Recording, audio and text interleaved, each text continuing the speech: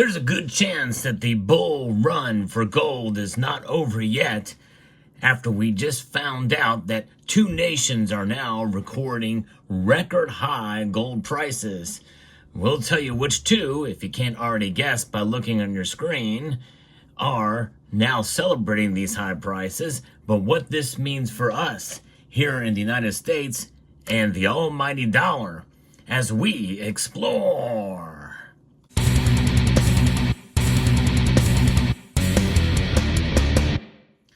Yeah, for those of you who thought that gold was overvalued now, well, it very well could be, but it's going to take a while, I think, for the overall market to realize that. Why? Because gold has just reached an all-time record high once again in two nations. That's the United Kingdom and Australia. And this is very, very important because it means that these nations' currencies are really, they're kind of weakening, especially compared to the strength of the dollar. And though gold's price is still very high in U.S. dollars, it is a little bit from its all-time high, although it's creeping back up again. It got over $2,700 an ounce again recently. But the markets are going to be opening up soon. And we're going to see what happens with gold prices, not only in the U.S., but also in Australia and the United Kingdom when we do our market watch every Sunday night at 6 p.m. Eastern Time. I hope you will join me because we do take a look at the markets and also respond to some of your comments here, right there on the live stream. But when we think about gold and we think about what it has been doing over the past 12 and 13 months, well, it gives you some insight as to what it has done for thousands of years, protect our wealth. And in this case, well, it has elevated it. If you want to really elevate your wealth and you're considering precious metals to purchase, I hope you will think about Summit Metals as you make your decisions on what to buy and when to buy. They have very competitive pricing. Check them out at summitmetals.com.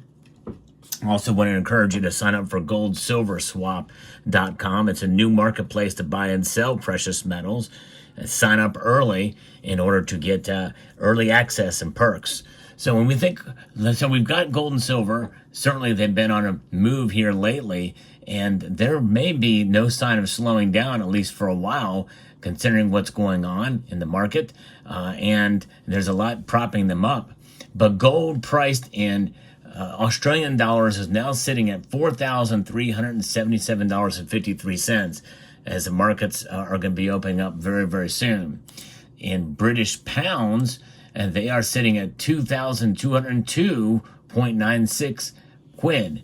That is a very, very high price in British pounds. That is something else. It's pretty amazing to see the movement, especially when we look at the different numbers in the chart and how they compare in a percentage move compared to the dollar. It goes to show you how these currencies are performing between each other, much less in relation to gold. And in reality, when we think about it, gold is the constant. Gold really is the constant here. And it's everything else that moves and fluctuates. But we're kind of sighted towards the dollar, which is why a lot of people don't talk about what happens in other currencies. I got in trouble for mentioning that silver reached an all-time high in Australia back in October because, hey, it's like people don't really care, it seems like a whole lot, but you should care what happens in other currencies because that shows you that there is something serious going on in the world economy that will have an impact sooner or later on the U.S. economy. And until things change, until we can really become the influence that we once were, to really, in a sense, bring health and prosperity to other countries. They are kind of their own, it's their own situation, what's happening. And these are big nations, Australia and the United Kingdom. And so it's fascinating to see this movement in the price of gold. We are living interesting times right now for both gold and silver, but especially gold. Why is gold's price so high in these currencies? Because many nations, excluding, it seems like, the nations we're talking about here. Australia, I don't know how much they've added to their reserves lately, but it doesn't seem like I've heard much news about it. In Great Britain, there's not any news of them about them adding more gold to their reserves. In the United States, we've not added a single ounce, according to official records, to our reserves into Fort Knox. It's the other nations that are accumulating gold that are causing the price to go up so high. That's right. It is places like Turkey, China, Poland, a lot of Eastern European nations have been accumulating gold. India and others have been accumulating gold in mass. And these nations essentially are doing it to protect themselves against weaponization and the inflation and the abuse of the dollar, the top world reserve currency. And so that's what's happening. They protect themselves with gold, as they should. And we should do the same thing. This is why, I like to consider us that have gold, we are our own central bank when we have gold. And that is a very powerful thing. You can become your own central bank by stacking gold. And it's a remarkable thing for sure. And I certainly feel that any time that you have gold in your portfolio, you are sending a message to the powers that be and to the system itself from which it was founded that this is indeed money that surpasses the financial systems of our age and of all ages. Indeed, gold has been money for thousands of years and has survived empires, epochs, time, space, and it is really just something that we should really celebrate in a sense, really no matter the price. But the price certainly is something that's very important, obviously. We have to work within that realm if we're going to liquidate or make our financial decisions that will involve our currencies. But the ultimate currency is that which is a hard asset, something that has withstood all sorts of economic hardship and also physical hardship too. Gold is unchanging. All the gold that you see here practically is the same age, even though there's different dates. The form that it's in is really the only thing that's different. But gold itself is unchanging. It is unyielding. It does not react to the elements. That's why it is the ultimate noble metal, because of its store of wealth and its value. And it has just the perfect amount of rarity. It's not so rare that it can't be accessed and used, but it is rare enough that it does accentuate the value of the metal. And when you think about the value of the metal, you have to think outside of the scope of dollars. You have to think outside of the scope of the system. And so when I'm asking you to think about gold in terms of the price of other currencies, that is the best argument that I can give to you to understand the value of the metal outside of any currency system from which we find ourselves associated with. No matter what country you live in, gold is valuable. And it is so valuable that people will kill for it, and people will steal, and people will do whatever they can outside of their normal moral system or moral system in order to obtain it.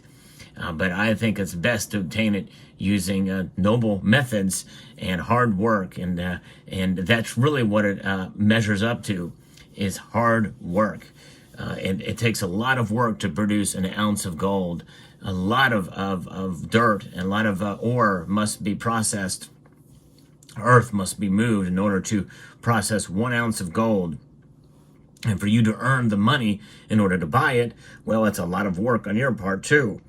Work is what's involved in this.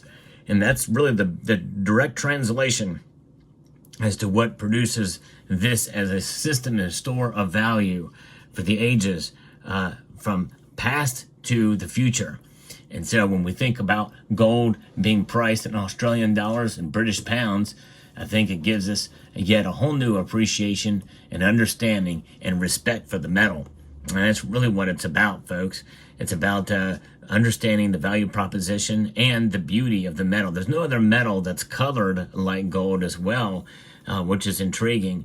And when you understand that you can bury one of these things down in the ground for thousands of years and dig it back up and it looks exactly the same, that tells you everything you need to know about gold. No other metal that I know of aside from the platinum group metals, can that occur? Of course, you're not going to find any ancient platinum coins down in the ground, that's for sure, because platinum was only discovered in the early 1700s. So there you have it, and any of the platinum group metals as well.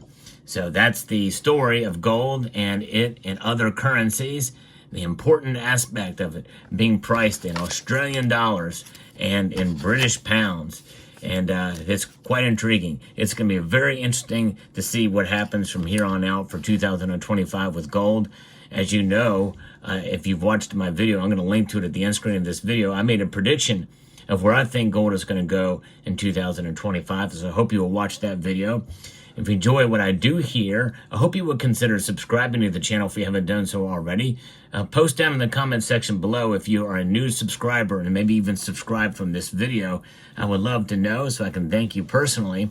And I'm also trying to get 100,000 subscribers by the end of this year. So far, I'm failing in my mission because of the numbers that I'm going to need in order for that to happen.